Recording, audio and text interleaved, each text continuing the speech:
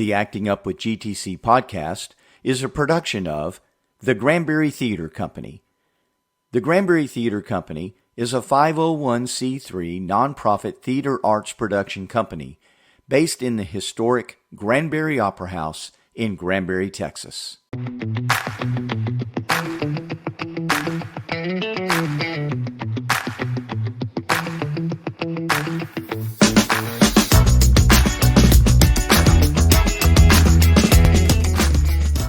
Welcome to Acting Up with GTC, the official podcast of the Granbury Theatre Company, where we pull back the curtain and give you a behind-the-scenes look at everything happening at the historic Granbury Opera House. Well, all right. Welcome to the Acting Up with GTC podcast. My name is Micky Shearon. My name's Matt Beutner. And we are your host, and we're so excited to be back with you today. How's it going, man? Regular episode. It's been a bit since we've had like a continuity on episodes. Yes, but I'm good. Good. I'm enjoying my pre-summer camp. I don't want to say brain fog. What would be the opposite of brain fog? Brain clarity. My pre-summer camp brain clarity. There you go. Yes. Yeah. Opposite of foggy is kind of clear. Yeah, so I suppose that makes sense. There you go. If you haven't signed up for summer camp yet, you should. There you go. GranburyTheaterAcademy.org. We talked about it more in the last episode. All right. We got, okay. Well, we got a quick plug in for the Academy. But we are also, we were recording this on Thursday, May the, 22nd? And so we are going into the final weekend of our current production of Pride and Prejudice. Yeah. And it's been a great run. Fantastic audiences. Lots of Jane Austen fans out there. Yeah, well, yeah, cool. Yeah, I'm not trying to knock any of them. No, it's just like wow, you don't, really cool. Yeah. You're not a Jane Austen aficionado. I think that the work is of exceptional quality, but my respectful review would be, cool. It's not always for me. Okay. Fine. All right. Well, that was a very political answer. Good job. The show that the company made is great. Oh, it's phenomenal. It's really, really good. I love the set. I love the performances. I love everything that the whole production team did. But, Jane Austen in general was like, okay, cool. I'm not the intended audience, and that's completely fine. I'm just giving you a hard time, man. No.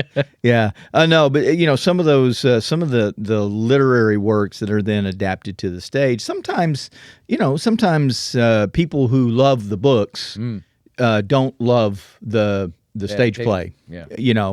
That has not been the case with Pride and Prejudice. To a person I've heard that have seen the show has said, they absolutely adore the production, and that it is very, very faithful to the original Jane Austen publication. Of course, this is a adaptation done by Jane Kendall, I believe, is right. The lady's name that did the adaptation. But anyway, it's been a great run, and they have one weekend left. There are 4 chances left to see it. 4 more chances, and so hopefully we will be posting this on Friday, the 23rd, which is tomorrow.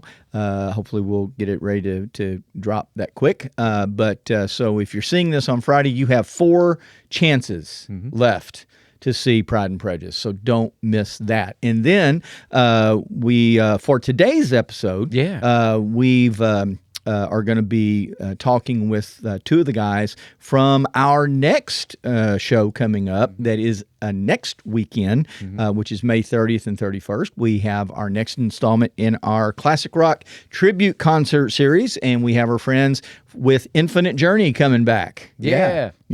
And this is probably their, I don't know, they've been coming out here 7 or 8 years, probably. Yeah. And so they are actually probably one of our top 3 favorites of among patrons. And these shows always pretty much just sell completely out.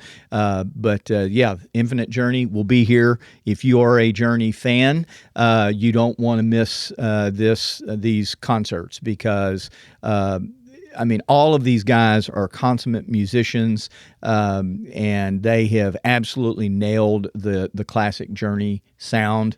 But the cherry on top for me is that they have a guy named Donovan Duke, and we're going to be Donovan is one of the guys we visited with on this segment today. But Donovan, absolutely, his voice is a dead-on ringer for Steve Perry.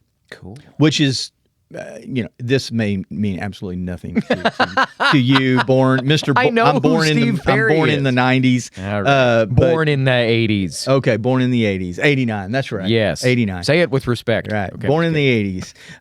But Steve Perry is probably one of the best, most distinctive voices ever in rock and roll. And Donovan absolutely nails it. It's uncanny. But anyway, if you are a Journey fan, you don't want to miss these shows, May 30th and 31st. We'll be talking with Donovan and with Mike Cooper of the band on a segment today. And then what else we got coming up on the episode? And then we've got an interview, kind of, I guess, a farewell interview, mild spoilers, with Bentleigh Nesbitt. Yeah. Director of Hairspray. Hairspray! Which is the next thing after Infinite Journey. That opens the next weekend after Infinite Journey. And Hairspray, just peeling back the curtain a little bit, is a show that we have tried to get the rights to for how many years now? Almost a decade. Probably 9 years. So then the way to sell it's a decade in the making. The Granbury Opera House. That's right. And we're finally, it's happening now. It is happening. So we're going to talk to Bentleigh, and we have a great conversation, and we talk about a lot of stuff, and I don't want to give anything else away. Yeah. No, it'll be a good sit down. It'll be a fantastic interview, and Bentleigh does. She has announced this publicly now. Yes, that's right. At the time we had recorded this, she had actually had not announced it publicly, but she's got some very, very exciting news, and a great thing for her. I mean, we're excited for Bentleigh. We're sad.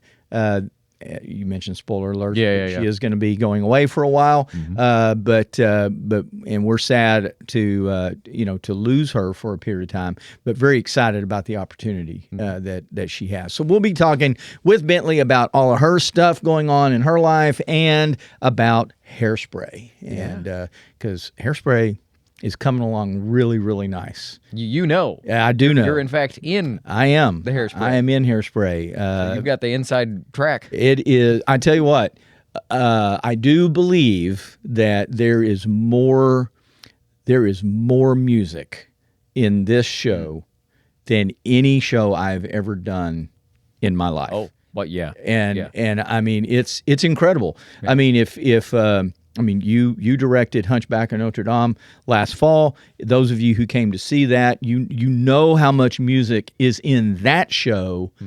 I am telling you, if you put the score, the music from Hairspray, alongside the music from Hunchback, there's no comparison. There are a ton of songs in Hairspray, and they're all like 4 to 6 minutes long. Yeah. And people are dancing their faces off every minute. Can we expect your face to be danced off? My face will remain intact.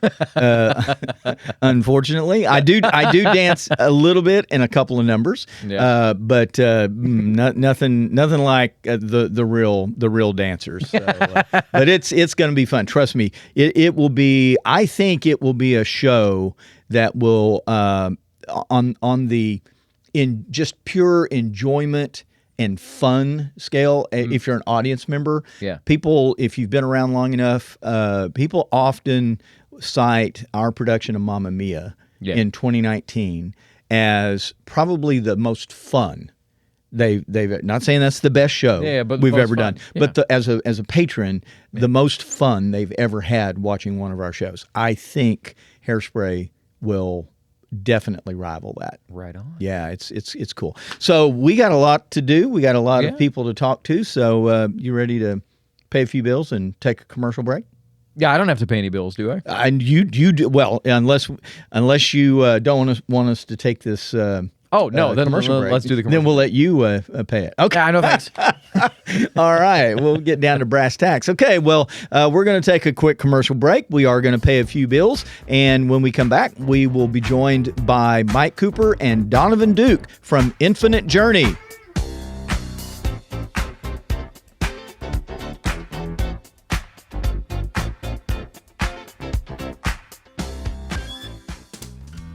Hey, this is Micky Shearon, talking to you today about my buddy Joe Jones with 5P Roofing and Construction. 5P Roofing and Construction is your local roofing and general contracting company. They specialize in residential and commercial re-roofs and insurance claims. I've used Joe myself, and I could not recommend him more.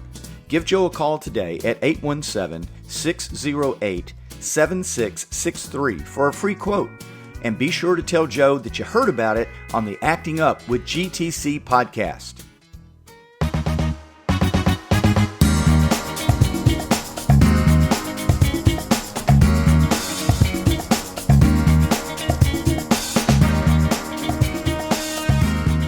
All right, we are back on the Acting Up with GTC podcast. My name is Micky Shearon. I'll be your host for this segment of the episode, and I'm really excited to be joined today by two of my great friends with the band Infinite Journey. We've got Mike Cooper and Donovan Duke. Welcome, guys. Good to be here. Thanks. Thank you. Yeah, and so we've got Infinite Journey coming up on for three big shows on the weekend of Friday, May 30th and 31st. And guys, we are really excited to have you back in the Granbury Opera House. Love it. Looking forward to it. It's always a great time. I don't know about Donovan and the rest of the guys, but for me personally, this is like one of the shows that we love every single year. It's just such a blast, just because of the intimacy of the Opera House. Getting to play for people so close. It's a little intimidating, but it is, and everybody is so welcoming and so nice. It's great. Cool. Yeah, I was gonna say the same thing. Is that every time I see you guys on the calendar, it's always something to really look forward to. Just through the years of being able to connect with all of you guys, the staff is always so welcoming. Of course, you've become what I feel is like a personal friend of the band for sure, and we love being there. We love everybody there. We love how the crowd comes in, and we get to. It's almost like a treat to get to see the people that we know that we're going to see in Granbury every year.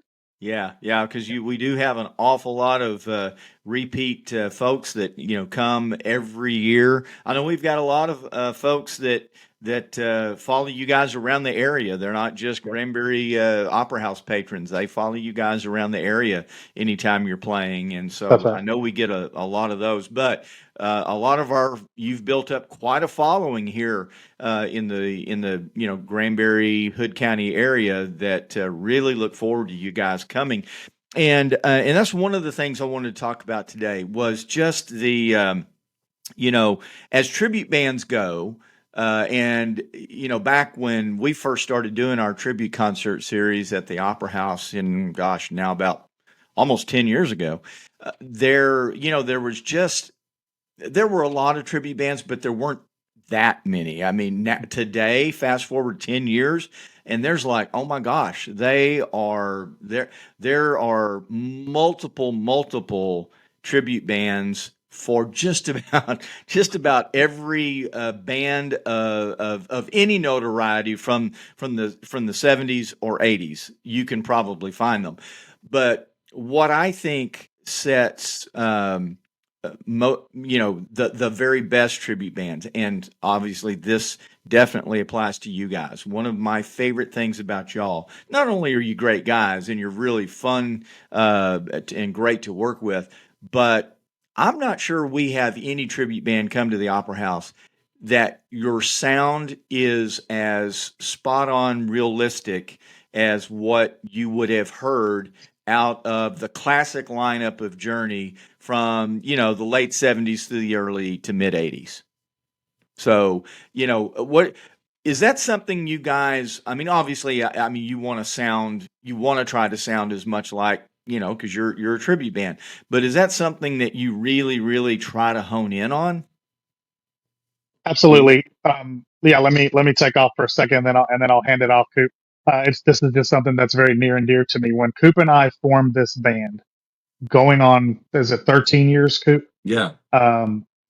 Year 13, we knew that we probably weren't going to look like Journey, because there are bands that have iconic looks, right? Like the Beatles. You can see something that the Beatles might wear. Journey went through several eras of several different looks, and we knew up front that putting a mullet black wig on me and a sleeveless muscle shirt wasn't going to make you go, "Oh my gosh, that's Steve Perry." Man, they look just like Journey. Exactly. So right up front, Coop and I, before we had another member in this band, decided we are going to stay as true to the sound as we possibly can, with our lush harmonies, with our sound, with our instrumentation, the voice, the vocals, all the layers, everything as honestly as we can. We don't use tracks. We never have. And that these were all things that we set in place, just he and I, before we brought on anyone else.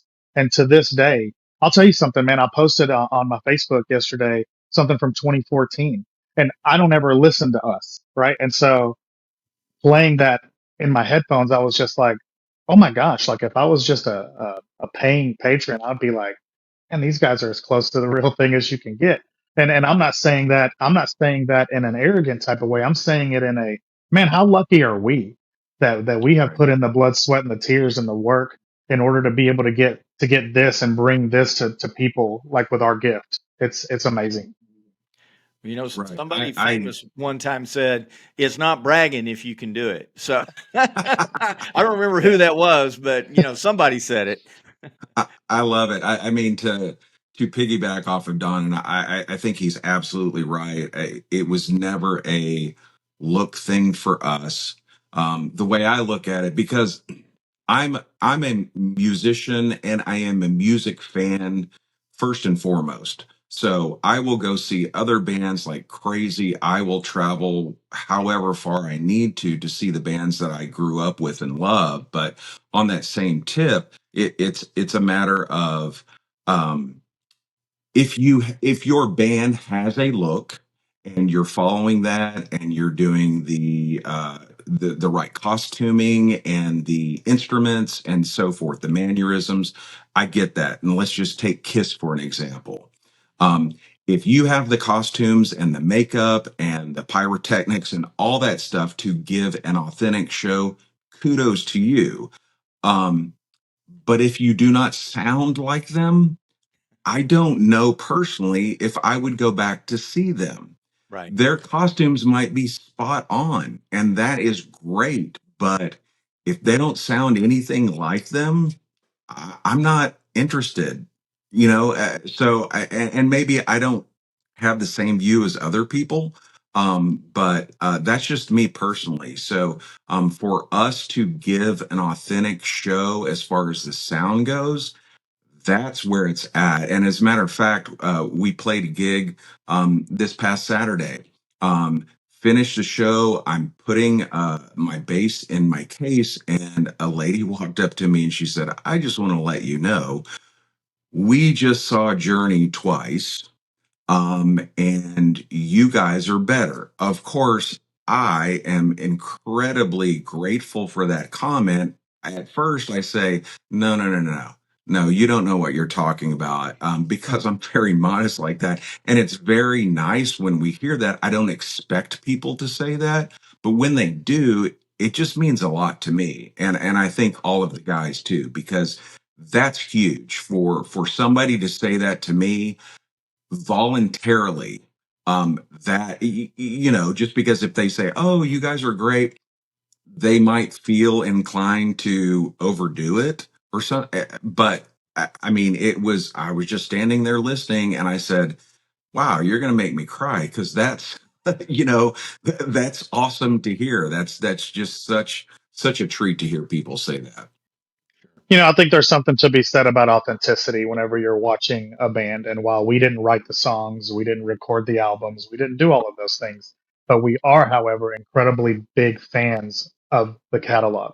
And because we too are fans and all of us are passionate about what we're playing, I think it reflects. So when you're there wanting to take a trip down memory lane and you're watching us give it back to you, but we're feeling it too, it's a really surreal experience to live through, and I think people can take that fun and take that authenticity as real and take it in for themselves.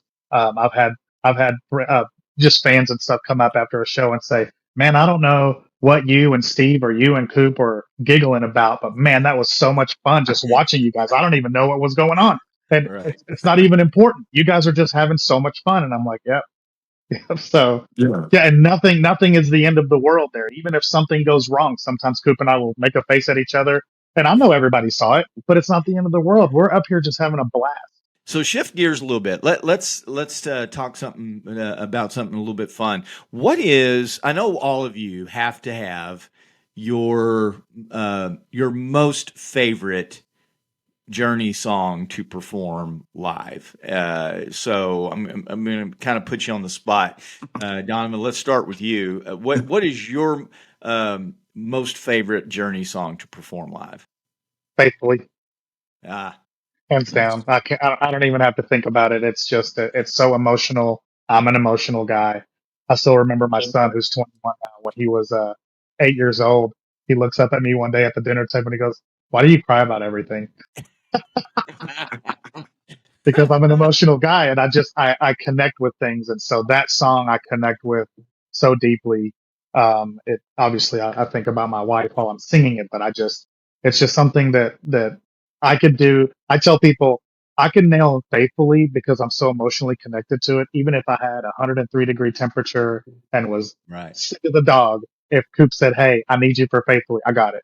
I got it because it's something that I've connected with since it was on a mixtape. When we first moved to the United States, I remember my sister's mixtape, and I remember the China Girl started right after that, incidentally, by David Bowie. But anyway, yeah. So that's 100% my favorite one, hands down. It's just the emotion, the towering vocals at the end. It's a very powerful song. You know, of my live concert experiences, when one of the times when I saw Journey in 1983, I distinctly remember that part of the concert where Steve Perry is introducing that song, and was talking about that very thing, that this song was really special to all of the members of that band, because it is so much about being a traveling musician and being away from your family and that kind of thing. So that was a really very special, very poignant moment. And correct me if I'm wrong, was that not the song that Jonathan Cain actually wrote for the Babies, but they turned it down? Is that Close. It John? was that one was Open Arms. So Open you're Arms. kind Oh, of I in the got you. same That's right. ballpark ballad, great ballads of all time, kind of thing. Right. Yeah. Yeah. Well, Mike, what about you? Uh, it's going off of the Escape album for two reasons, and that song is "Stone in Love." Ah, The first reason is that was probably one of the first Journey songs that I tried to learn the guitar part to. So I'm sitting on my floor with my guitar and my record player, putting it back, putting the needle back, and with the headphones, trying to figure out the chords. And secondly, is it just has a killer bass outro, which there really aren't in rock music. right. So Right. it's a lot of fun. Plus that song, every time we play it, it just gets a great response from the crowd because it's talking about in the heat of the summertime, and it just, I don't know, and Paul does this killer uh guitar solo to intro the song, which for all of those Journey fans out there, if you haven't picked that out, Paul is playing bits and pieces of Journey tunes. So Yep. if you are a Journey fan and you hear it, you'll recognize the little melodic, line, which a lot of people don't know. And then we just go into the guitar part, and it's just, I'll meet you at the end because I'm having so much fun Yeah, playing Right. the for song. sure. Right.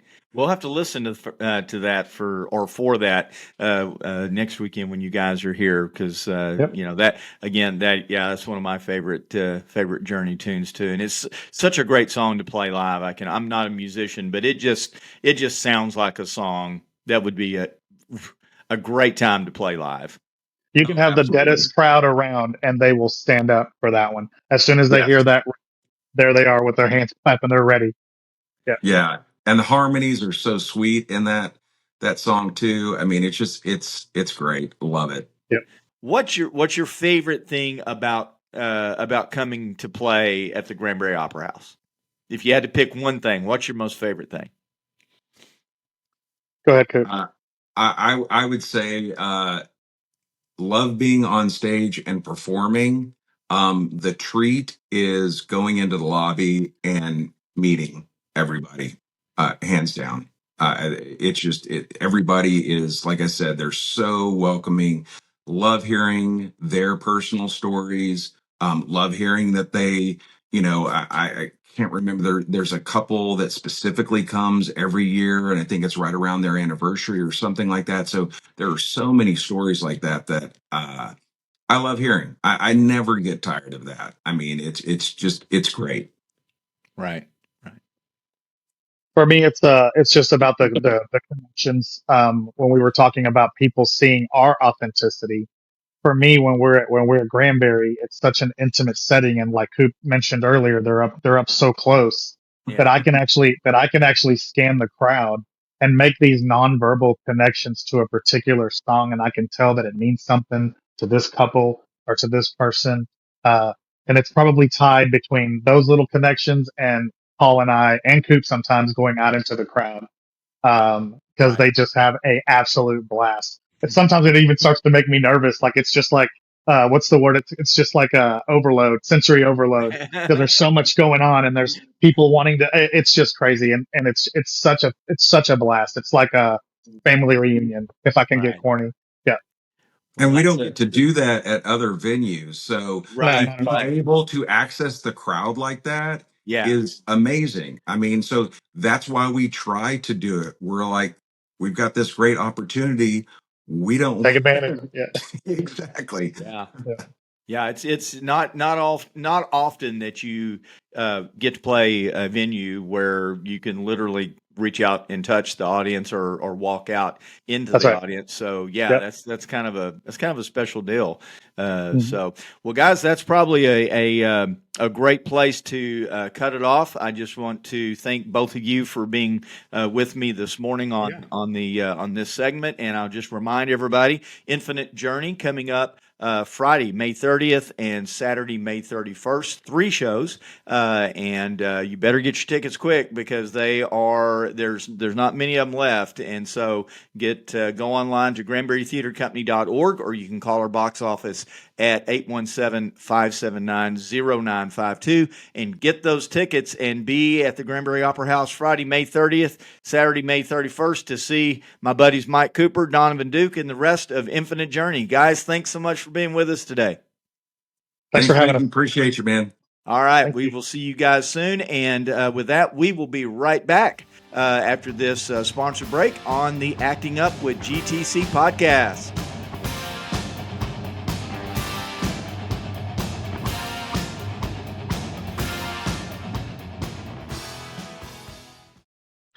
This portion of the Acting Up with GTC podcast is brought to you by the Granbury Theatre Company.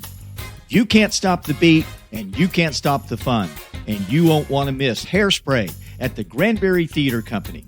From June 6th to July 6th, get ready for big hair, bigger dreams, and nonstop fun in this high-energy, feel-good Broadway hit.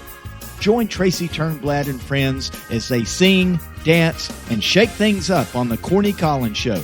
Tickets are going fast, so grab yours today by going to GranburyTheatreCompany.org or call the Opera House box office at 817-579-0952.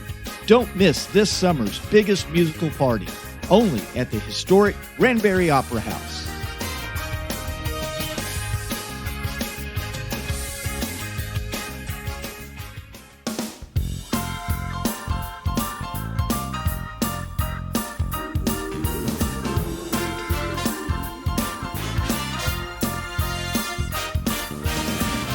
All right, we are back on the Acting Up with GTC podcast. My name is Micky Shearon. I'm Matt Beutner. And we are sitting here with the lovely and uber talented and super good friend of ours, Miss Bentleigh Nesbitt. Hello. Thanks for being with us, Bentleigh. You're welcome. Oh, man. And so we just wanted to get Bentleigh in.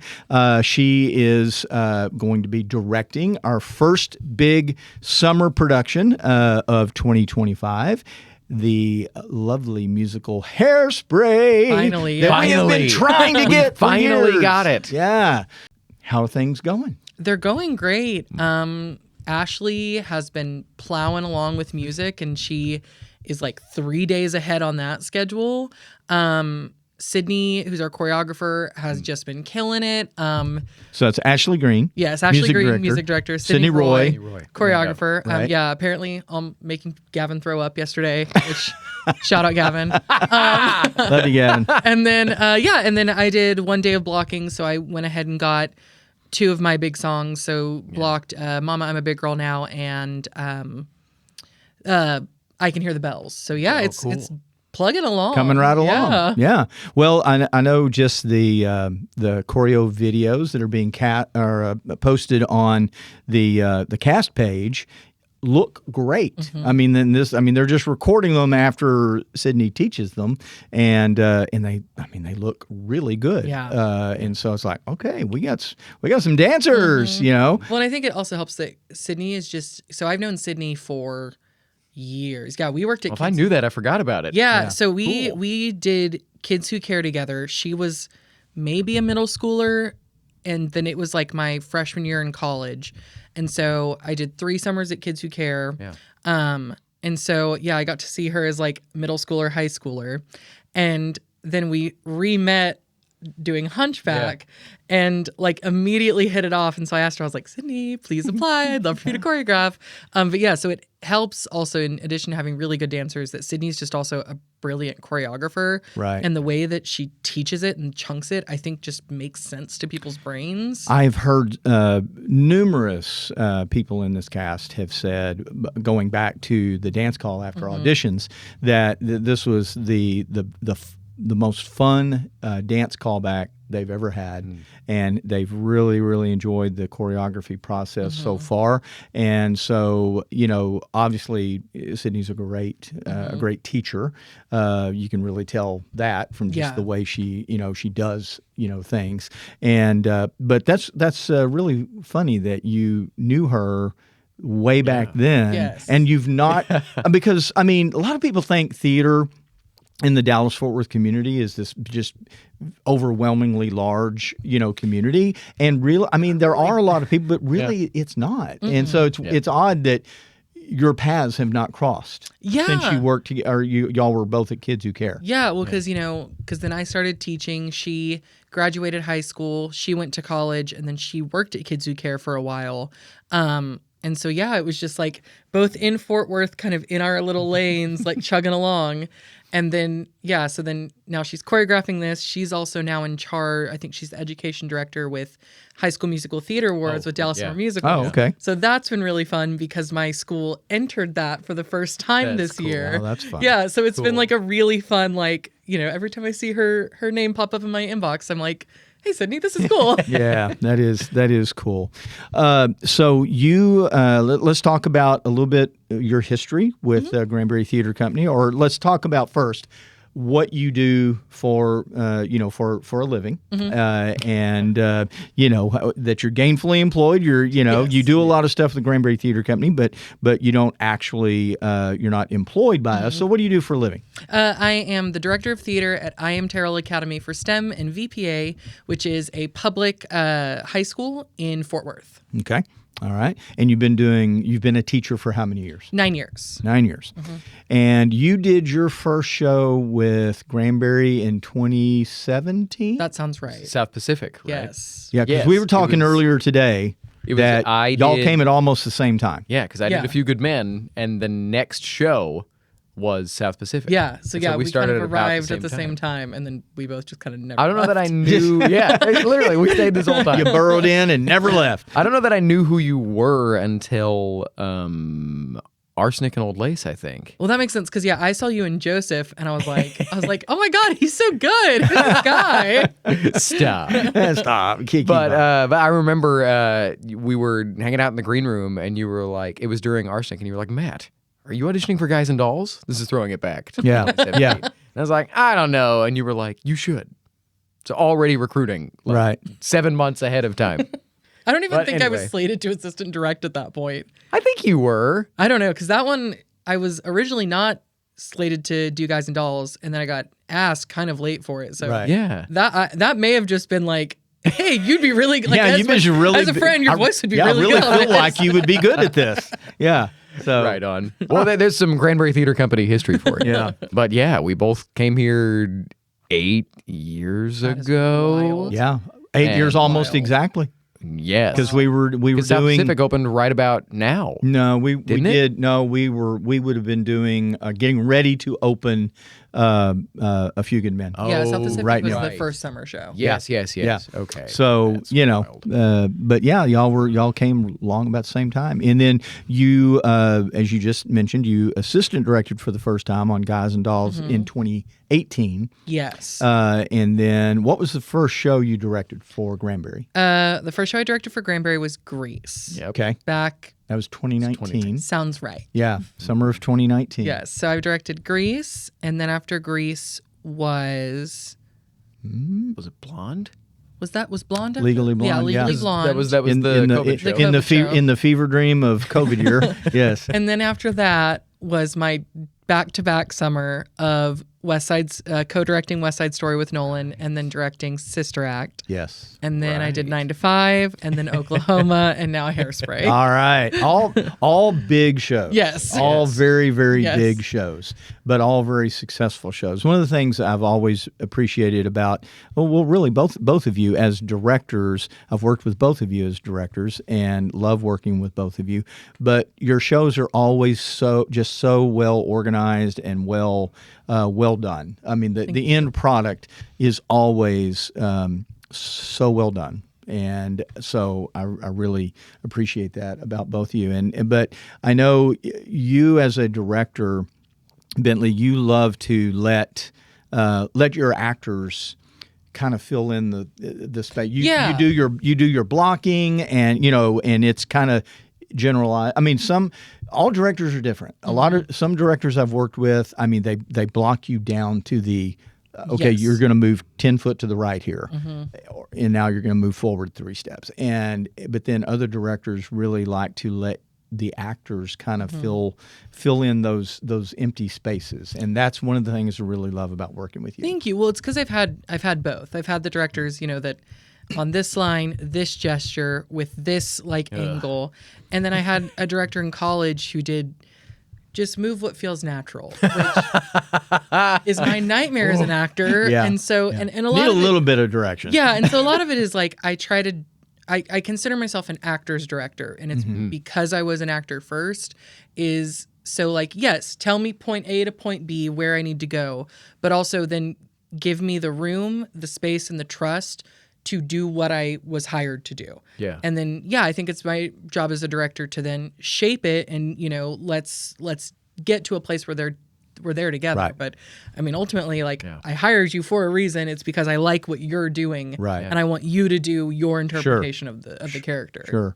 Yeah. Well, let's throw something out here for the younger kids that may be watching. What was one of the first things that got you interested in theater? Oh, cool. Oh, man. So, very famously, I played Baby Jesus when I was maybe a month old. And my mom loves this story. Cindy Gay loves this story. And I apparently was up there, I'm in the manger, I'm throwing a fit. I'm screaming. And my mom picked me up, right? It's the end. And then apparently the light hit my face and I stopped crying. And that's how they knew. That you were destined for the yes, my stage. mom loves that story. But no, I mean, I didn't do theater in middle school. And I was a band kid. I played bassoon. I don't know that I've known this before. Yeah, I was tall, and so they said, do this. Because you can hold the bassoon. Yes, I was tall enough. Yeah. And then my about to be I guess spring before I went to high school, Midlothian was doing Beauty and the Beast. And so I went and watched it and that was it. I said, oh, okay, this is it. And so enrolled in theater and then quit band the next year. Cool. And then, so it was seeing Beauty and the Beast and then just something clicked. And I said, yep, I want to be up there. So your first year in theater was as a sophomore? A freshman. A freshman. Yeah. Freshman in high school. Okay. So for all you kids that are either watching or listening, don't be discouraged if you've not, previously done theater. I mean, you don't have to get in theater as a child in order to find it, and really get engaged with it. So I like to ask those questions, because it's people think that you just, if you're a theater professional, that you must have just came from the womb doing theater. I mean, and that's not the case. Not at all. With most people. Except, neither Baby of us. Jesus. Right. Except for the great, widely critically acclaimed performance as Baby Jesus at a month old. Cindy Gay will tell you all about it. Well, shout out to Cindy Gay. So yeah. So what's been your favorite role that you've ever played? So it's a tie. Both of them have been here. In a musical, favorite role, hands down, was Frau Blucher in Young Frankenstein. Oh, sure. I just as a comedic actress, that was just so in my wheelhouse. And I mean, I'm a contralto. I'm a low alto, basically a tenor. Right. And so it was so nice that there was actually a big beefy role written for my voice type that was so in my wheelhouse and comfort zone. Right. So that's been my favorite. My favorite straight play.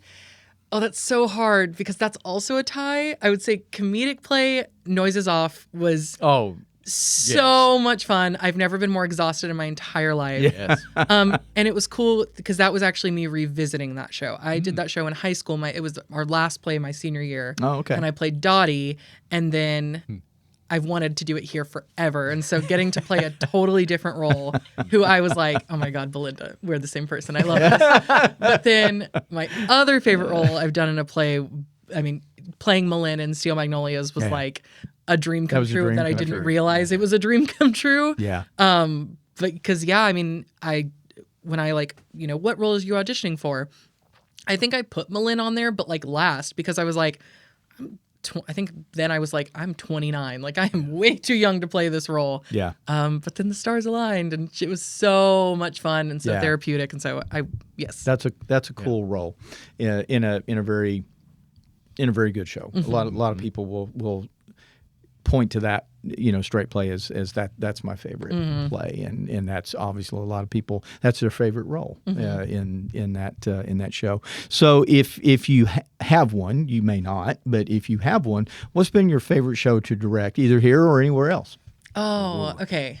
That's really hard. Yeah, that's like picking your favorite really child, hard. Isn't it? Yeah, well, because it's everything's been a little different. Because it's like Legally Blonde was so much fun, and it brought a ton of challenges because that show is just massive. And there's two dogs, and it changes location every 10 seconds. Right. And then Sister Act and 9 to 5, I also loved because they were just so much fun. But then West Side was fun, but in a totally different way. So that's a really hard question. Well, like I said, you don't have to answer. Now, I will say at school, my favorite thing has been hands down our last two one acts that we've done. Last year we did a play called A Monster Calls. This year we did a play called The Unreturning. And those are where I've really flexed my muscles as ensemble chorus movement and a lot of stuff inspired by Frantic Assembly. And so that's been really cool, figuring out that this thing I've been very scared of, I actually am really good at. Cool. So that's been really cool. So those are my favorite at school. Yeah, cool. Well, so let me, before we shift gears and move into something else, if you were going to give, anybody that's maybe watching, regardless of age, just any kind of a piece of advice, what would either as a let's just say as a performer, sure, what would it be? Do everything. Don't just perform.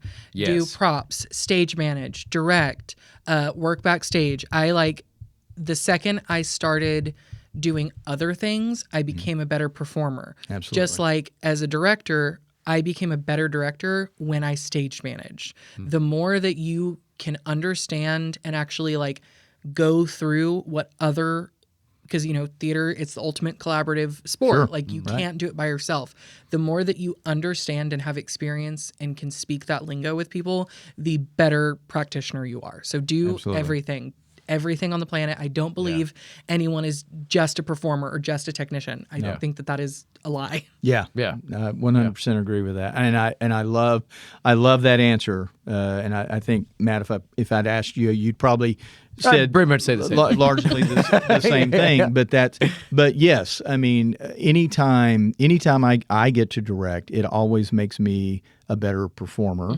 And anytime I do any of the other discipline areas, because if nothing else, it gives you a different perspective to see the overall production. You see it from a different perspective, and it's like, oh, okay. And because I guarantee you, the first time I ever worked backstage crew, it absolutely made me, from a performer standpoint, it absolutely made me respect those people who work backstage, and that's primarily, maybe all they do. I mean, some people just don't like getting on stage, so they work backstage. But it gave me an entirely new appreciation for what it is they do. Yes, and it made me realize that when the stage manager says, like, "Hey, don't hang out in the wings," there's a reason for it. She's not You're just saying in it. the way. Yes. And people can probably see Yes. you. Yes. So lots of great stuff there. God, we could probably sit and talk to you for hours. But so kind of a segue into the next thing that's going on. So you've got some big news. So let's just get it out there. We've known for a few weeks. But you just gave the news to your school kids at I Am Terrell today. So let's talk about it. Make the announcement. What big news does Bentleigh Nesbitt have? I have been accepted into the MFA Theatrical Directing program at Birkbeck University of London. All right. It's so cool. Man, that is so crazy. cool. Yes. Well, high five. Thank you. I was going to say high fives all around. In order. And so tell us then, okay, so tell us a little bit about that program and what that means for the immediate future for Bentleigh Nesbitt. Yeah. So the program, so it's Birkbeck is a smaller school that's under the umbrella of University of London, but it's in central London. So basically, for the first term, I will go and study actually at a drama school in London with other MFA acting or musical theater students, depending on what school I get chosen for, because their big thing is, to be a good director, you have to understand actors implicitly. And then I'll spend about a year and a half, doing a bunch of directing classes. And then your last term, you actually go and assist at a theater in London. So, so it'll be really cool. And and then immediate future is, so the plan is I'm going to move out there end of August. So cool. Which is soon. Not so far. Close. It's coming up. pretty close. Yeah. Fine. Everything's good. So what led you to apply for that specific program? Yeah, so I had, getting my master's is always something I've wanted to do. My last semester of undergrad, I went to URTAS, which is basically unifieds for grad schools, applied to a whole bunch, got accepted into actually a different school in London. But something just in my soul was not yet. And so I'm a big person of following your gut. And so I said, okay, no. So I didn't accept it. And that day, as soon as I got home from Chicago, I applied for my teaching certification. But it's always something I've wanted to do. Yeah. But it was something that I just always thought I'll need to do a summer program. I can't just up and leave. But honestly, it was Natalie Guess. She, 2 years ago, she stopped teaching and we taught together at McLean. And I think seeing someone I love and respect so much do it, I was like, no, you can. So this past year, I applied for a bunch of different grad schools. So I applied for the summer programs where it's for your master's in education or theater education. So I would, go during the summer and great, got into all those. That's cool. Applied for 3 MFA programs in the U.S. where I would go. Didn't even get like a second interview at any of those, which is fine. I was like, fair enough. Yeah. And then when I was applying, I was like, I'm not going to get in. I mean, like, but I'm already, I was like, I'm already filling out the application. Like, it's no more work. Okay, whatever. So I applied for one in London, Scotland, and Ireland. And so, and then got a email for a first interview for the one in London. I was like, this is wild. Okay. So it was like 7:30 in the morning and they asked me a bunch of questions. And then I had to like create like a verbal pitch for if I was going to direct a Shakespeare show, what would I do? Cool. I popped off on it and then felt good about it and then got, hey, we'd like for you to do a second interview where you're actually going to be like working with a professional actress over Zoom. We want to see you coaching her on this one-woman play. And I had to wake up at 4:30 in the morning. Oh, Lord. To be ready at 5:30 in the morning. Gosh. And it was the day after Jen and Alvaro's wedding. Oh, I was exhausted. Man. So then it went so well. Like I was like, and then and then got the email that said, hey, you're in, and then panic. Oh my God, this is happening. Did not think this was going to happen. Oh no. I saw you shortly afterwards and you were like, I got accepted. I don't know. Like you have to. I just saw the wheels spinning. Yeah, because I'm a planner. Right. And this really threw a wrench into my plan. So right. Yeah. So you'll leave here towards the end of August, and you'll be over in London for a full year before you'll probably.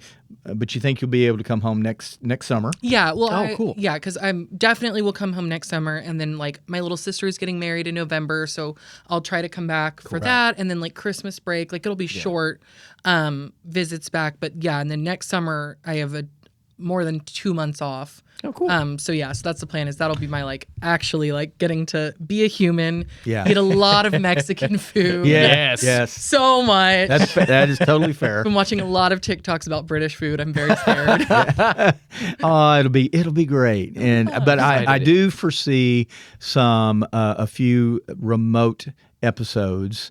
That we bring you on. Oh, I'd love that. That would be awesome. We're following the journey of Bentleigh Nesbitt to London. I mean, I don't want to tell you how to do your life, man, but you've got to do a vlog. Like you have to. Yeah. I'm like, you know what I mean? But my and maybe it's because I'm in my 30s that like I'm like, who would watch that? We would. Yeah. I mean, just like walking around. Yeah. You would be maybe you might not be surprised, but I'm always shocked We'd all watch. the number of people that watch stuff like that. So, Yeah. Well, Bentleigh, that is fantastic news. Needless to say, we're so. Probably a little bit like your class, your kids that you told today. Mixed emotions. I mean, sad to see you go. Sad that you're not going to be around here for a little while, but. So very happy for you professionally and personally that it's always great when you see good things happen to really good people. Thank you. And so I can't think of anybody that I would rather see this happen for. Thank you. So from Granbury Theatre Company. God, we're so excited for you, so happy and so proud for you. Thank you. So, and I'm not kidding about we will follow along on the journey and check in with you systematically and see how things are going across the pond, as they say. Yeah, I'm already like emotion prepared. I'm gonna get made fun of for my accent, and it's fine. Oh, they're gonna hear me say like one word word with a vowel. You're the first time you say y'all, I'm sure it's going to be a whole thing. they're gonna lose. I'm gonna get mad, and then the accent's really gonna come out. And like, oh no, we're down for the count. Okay, but okay. So the true question is Bernie going? Yes. Okay. That's okay. my elderly Chihuahua. Yes. who was in Legally Blonde? Yes, and had a terrible time. She hated it because she was away from her mother. Yes, I know. Well, but Bernie gets to go across the pond with you. That's very cool. She's very excited. That's the TikTok channel. What's that? Oh, Bernie across the pond. Bernie across the pond. See, the issue is it'd just be a bunch of videos of her like laying in bed. Bernie does being London. anxious. Shaking. Licking the air, being smelly. She's old. I love her so much. All right. Well, Bentleigh, thanks so much for coming on today. And I mean, let's we still got to get through Hairspray. It's going to be have you on again a great summer. Hairspray. Yeah, okay. we will bring you back on and talk to you about when we get a little closer into Hairspray, and we'll have some of the cast on with you and everything. And obviously we'll get you back on before you board the plane. So we'll get you back on. So, but thanks so much for being with us today. And anything else, man, before we go to the next segment? Like Micky said, it's good to see good things happen to good people. There are my students know this, that she's one of the handful that this sounds mean, but that I've brought on as an academy director. There are not a lot of people that I would trust with these students. But you're probably my favorite director I've ever worked with in any capacity. And I'm not surprised, but I'm very, very happy that you're having this opportunity. And it's never goodbye. It's see you later. It is see you later. So there you go. That's right. All right. Well, with that, we are going to take a quick sponsor break, pay a few bills, and we'll be right back on the Acting Up with GTC podcast.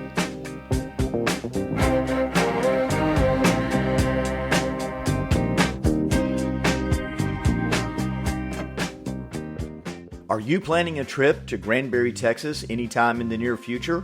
Well, the Best Western Granbury Inn & Suites is your home away from home when visiting beautiful Granbury, Texas. An indoor heated pool and hot tub are the ideal places to relax. Enjoy a free, full hot breakfast and free Wi-Fi, which will make you feel right at home. Conveniently located just 1.5 miles from the historic Granbury Square, the Best Western Granbury Inn & Suites offers a perfect balance of tranquility and access to rich culture, great dining, and shopping options. Their pet-friendly Granbury Hotel is also near a number of world-class golf courses and driving ranges, so remember to pack your clubs. Reserve a room at the Best Western Granbury Inn & Suites and enjoy a relaxing getaway. And be sure to tell them you heard about them on the Acting Up with GTC podcast.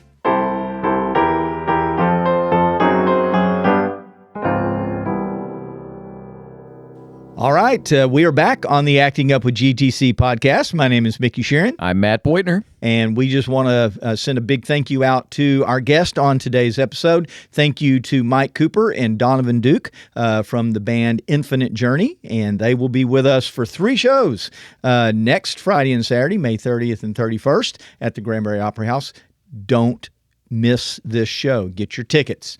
And we also had a great conversation with Bentleigh. And we're really, really happy for Bentleigh. She's going to a cool place to do cool things, and we're really, really happy for her. And we hope to see her again some point soon. Anyway, best of luck to Bentleigh and all those endeavors. It's going to be really, really cool. And go see, at least for the time being, her last Granbury show until the next one. Go see Hairspray. That's right. I don't remember the weekends that it opens. It opens June 4th. There you go. I'm sorry. No, not June 4th. June 6th. There you go. And closes July 6th. So it runs for 5 weekends.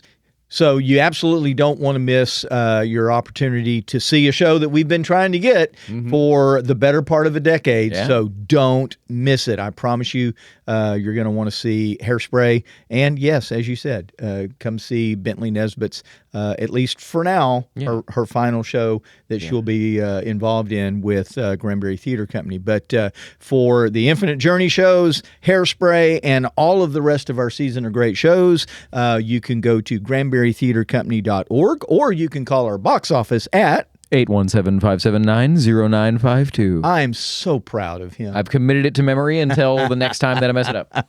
All right, yeah. So be sure to get your tickets. Go online or call the box office and come see us down at the Granbury Opera House. And I think that's all we got, man. I think that's all we Ready to punt it out of here? Yeah, we got another episode in next week. That's right. Featuring some cast members from Hairspray. That is right. But you find out more about it when it comes. Yeah. You're going to want to see this, though, because we're going to have quite a few of the cast members. I didn't say the names because when you told me, I was like, that's a lot of people. And I'm not even going to try because I don't even remember right now. But you're not going to want to miss the episode because we're going to be talking with a lot of kids from the Hairspray cast. So until then, my name is Micky Shearon. I'm Matt Beutner, and we will see you at the Opera House. Peace.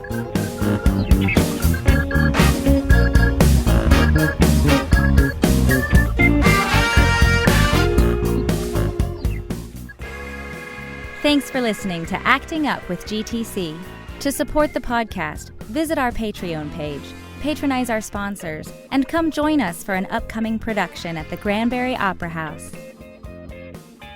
Subscribe to the podcast anywhere you get your podcasts, and be sure to tell us what you think of the show on our Facebook and Instagram pages. Thanks for acting up with us. See you soon.